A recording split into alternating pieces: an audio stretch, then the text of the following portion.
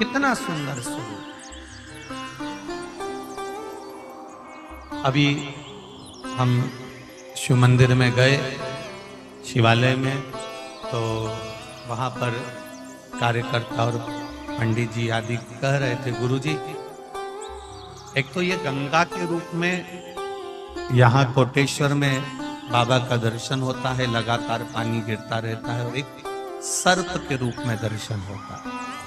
और बहुत दिनों के बाद यहाँ कल से एक सर्प आकर बैठा हुआ है, और उसका दर्शन ही हमको लगता है कि महादेव का दर्शन। ये शिव तत्व। आप भगवान का भजन करना, आप कीर्तन करना, आप स्मरण करना, ढूंढते ढूंढते आप ये शिव महापुराण के पंडाल तक पहुंचे हो, तो एक दिन कभी ना कभी मेरा महादेव भी आपकी दुख की घड़ी में आपको ढूंढते ढूंढते आपके दरवाजे पर पहुंच जाए। बस विश्वास, भरोसा और उस भरोसे की दृढ़ता आपके भीतर होना चाहिए। हम शिव जी को जल चढ़ा रहे हैं, पर जल चढ़ाने में भी कहीं हम अपना जल चढ़ाते चढ़ाते किसी को दिखा तो नहीं रहे हैं, अपन किसी को ये तो नहीं बताना चाहते कि मैंने शिव जी पर इतना जल चढ़ाया, मैंने इतना दही चढ़ाया, मैंने इतना दूध चढ़ाया, मैंने इतना अभिषेक किया, मैंने इतने बेलपत्र चढ़ाए। शिव महापुराण की कथा यहाँ तक कहती है, आप अगर 1.25 लाख बेलपत्र शंकर को समर्पित कर रहे हो, आप 1.25 लाख कमल के पुष्प शंकर जी को समर्पित कर रहे हो, तो शिव महापुराण की कथा कहती है कि एक शंकर जी पे चढ़ा हुआ बेलपत्र ही उठाकर धोकर अगर आपने शंकर जी को चढ़ा दिया तो वो 1.25 लाख बेलपत्र के बराबर हो जाता है।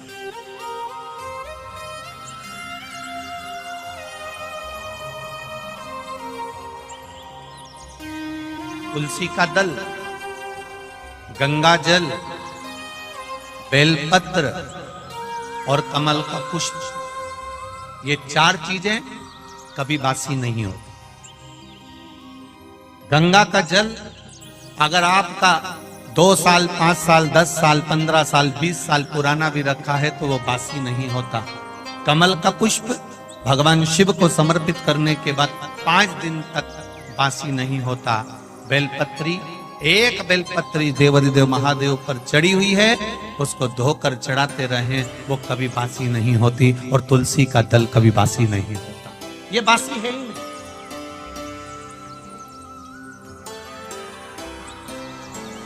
भागवत, रामायण, गीता, शिव पुराण, भगवान का भजन, कीर्तन, स्मरण, मंत्र जाप, आपके गुरु ने जो आपको जाप दिया है, आपके गुरु ने जो शब्द दिया है, आपने जो भगवान का नाम पकड़ कर रखा है, भजन पकड़ कर रखा है, ये कभी बासी नहीं होता। आप जब गाओगे तब वो ताजा, उसमें बासी का नहीं।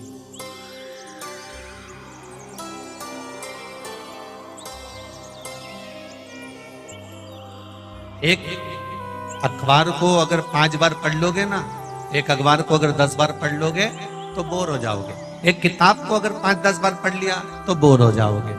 एक मैगजीन को 5-10 बार पढ़ लिया तो बोर हो जाओगे। मन नहीं लगेगा कि ये मैगजीन हमने पढ़ चुके हैं, ये अखबार हम पढ़ चुके हैं, ये किताब हम पढ़ चुके हैं। पर एक शिव महापुराण को आप हजारों वर्षों से श्रवण करते करते आ रहे हो, भागवत जी को 5200 वर्ष से सुनते हुए आ रहे हो, रामचरितमानस को जीवन आप लोगों का निकल गया, सुनते सुनते दादा परदादा अपनी जिंदगी निकाल लिए, पर आज तक उसको पढ़ते पढ़ते, आज तक उसको सुनते सुनते, ये कभी ऐसा मन में भाव उत्पन्न नहीं हुआ कि अब मेरा सुनने का मन नहीं करता, अब मेरा पढ़ने का मन नहीं करता। इसको जितना सुनो, जितना पढ़ो, जितना धारण करो, ये उतना उभर कर हमारे सामने आता है। जैसे कोटेश्वर की कथा में पंचपुष्प शिव महापुराण की कथा है। आज पूरा विश्व इस 5 दिन की कथा में भगवान शंकर को चढ़ने वाले 5 पुष्प को जानने के लिए बैठे, पूरा विश्व बैठे।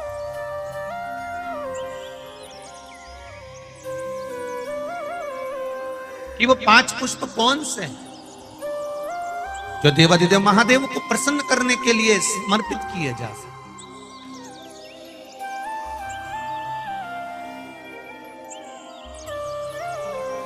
और पुष्प की भी मूलता वो है,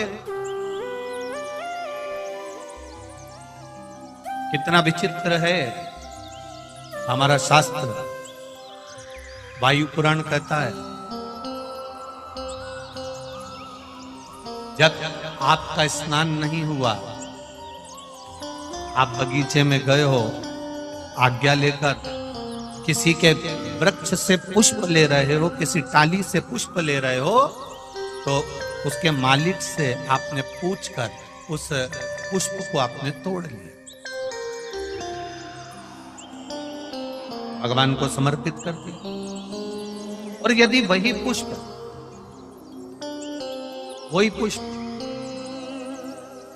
आप बिना पूछे, जिसका बगीचा है, जिसका पौधा है, जिसका पेड़ है, उससे तुमने पूछा ही नहीं, और तुमने तो सोचा हाँ सवेरे सवेरे कौन देख रहा है, फूल तोड़ा लिया और शंकर जी को चढ़ा दिया। तो शिव महापुराण की कथा कहती है ये पुण्यता का कार्य नहीं है, यह पाप कर्म की शुरुआत हो जाती है, इसमें सुख का अनुभव नहीं। थोड़ा आप लोगों को भले बुरा लग सकता है कि हम दूसरे के पेड़ से फूल तोड़ कर ला रहे हैं, या तो आपको उस पेड़ वाले से हम दूसरे के बगीचे से पुष्प लेकर आ रहे हैं, या तो उस बगीचे वाले से हम दूसरे के यहाँ से पुष्प लेकर आ रहे हैं। उस पुष्प जिसके बगीचे से ला रहे हो, जिसके पौधे से ला रहे हो, जिसके वृक्ष से ला रहे हो, शंकर भगवान को फूल चढ़ाने का भी नहीं है आपके पास में, तो आप एक चावल का दाना चढ़ा दो, पर अपना चढ़ाओ। शंकर जी को अगर फूल चढ़ा रहे हो तो आप पहले सामने वाले से पूछो कि आपके बगीचे से मैं रोज फूल तोड़ सकती हूँ, आपके यहाँ पेड़ से मैं आप पुष्प ले सकती हूँ। अगर वो कह दे हाँ हमारे यहाँ तो लगे ही रहते हैं, तुम्हारा मन करा करे तोड़ लिया करो, तुम्हारा मन करे उतार लिया करो और भगवान को चढ़ा दिया करो। तो वो पुष्प जब आप शिव जी को चढ़ाओगे तो आपको जीवन में एक आनंद की अनुभूति होगी और आपके कार्य सफल होना प्रारंभ हो जाएंगे अपने आप।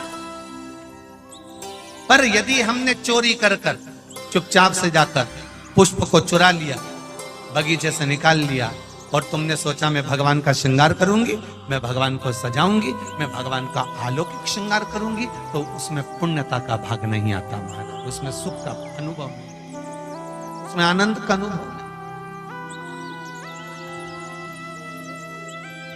मैंने तेरे ही भरोसे बाबा, तेरे ही भरोसे हवा बिच उड़ती जावांगी, बाबा डोर हटो छठीला में कटी जावांगी, भोले मैं तेरी पतंग, शंभो मैं तेरी पतंग, हवा बिच उड़ती जावांगी, बाबा डोर हथो छठीला में कटी जावांगी। हमने शिव को समर्पित करा, हमने देवाधिदेव महादेव को समर्पित करा, और विश्वास रखकर जो दिया गया है, भाव रखकर जो दिया गया है, चोरी कर कर नहीं, छुपा कर नहीं।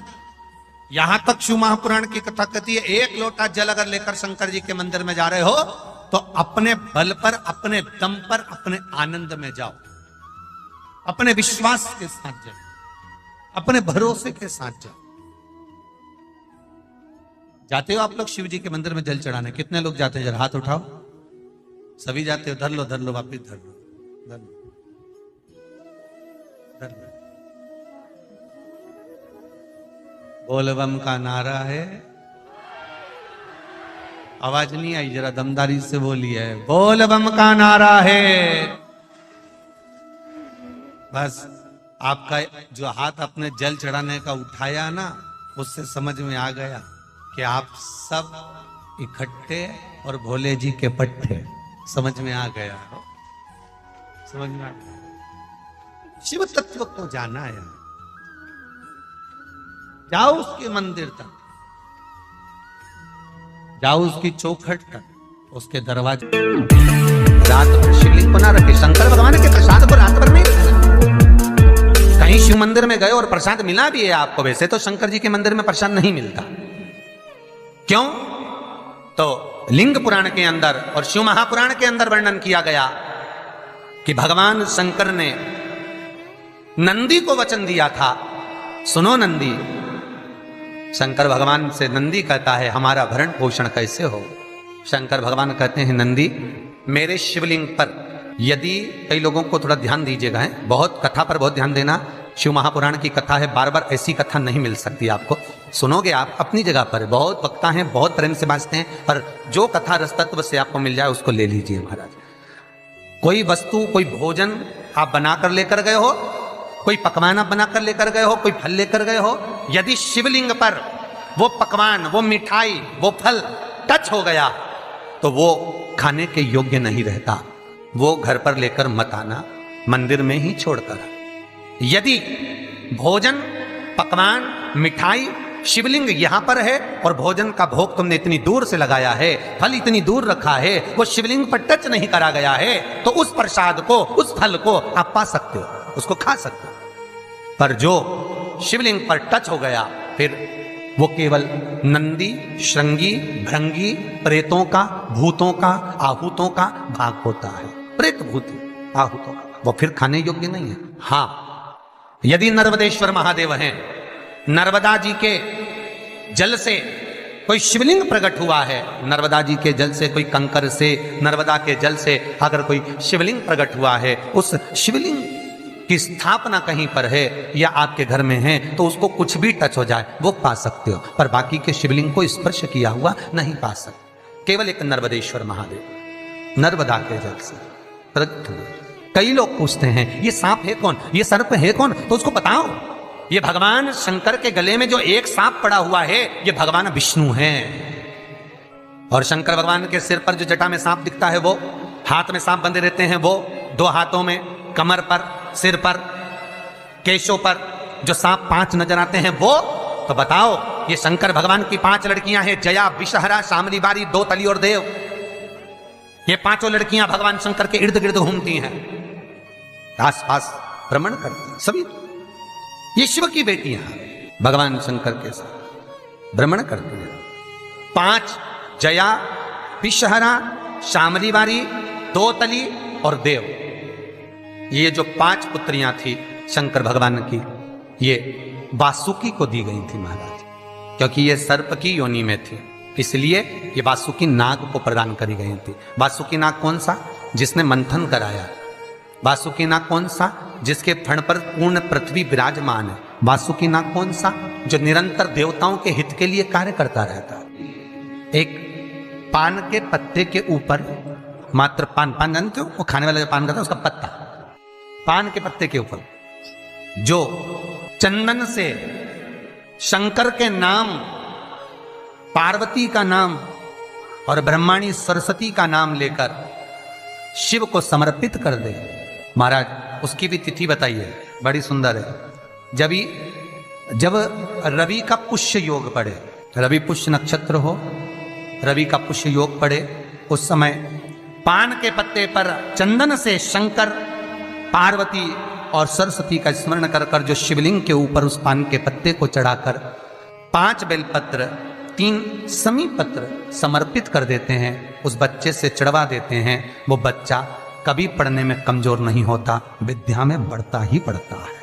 पलटकर माँ बाप को देखना ही नहीं पड़ेगा, बच्चे को कभी भी माँ को कहना ही नहीं पड़ेगा कि पढ़ने बैठ, वो खुद पढ़ेगा, रुचि से पढ़ेगा। 5 बेलपत्र, 3 समी पत्र समर्पित कर दें, भगवान शंकर का स्मरण करें और उस बच्चे को प्रणाम करवा कर वापिस लेकर आए। बच्चा विद्या में प्रबल होता है, विद्या प्रखर, भगवान शिव देने वाला है। सरस्वती को स्वर वो दे। शिव महापुराण की कथा, लिंग पुराण की कथा, विष्णु पुराण की कथा, पद्म पुराण की कथा कहती है कि किसी वृक्ष के नीचे, जिन वृक्षों का गुणगान हमारे शास्त्र करते हैं, जिन वृक्षों का गुणगान हमारी पुराणे करती हैं, उन वृक्ष के नीचे अगर एक मंत्र का मन का भी फेरा जाए तो उसका पुण्य 1000 गुना प्राप्त हो जाता है, आप रूप प्राप्त होता है अपने आप जिस पुण्य को करना चाहे। मेरा बहुत निवेदन है महाराज, बहुत प्रयास करा करो, प्रयास करना।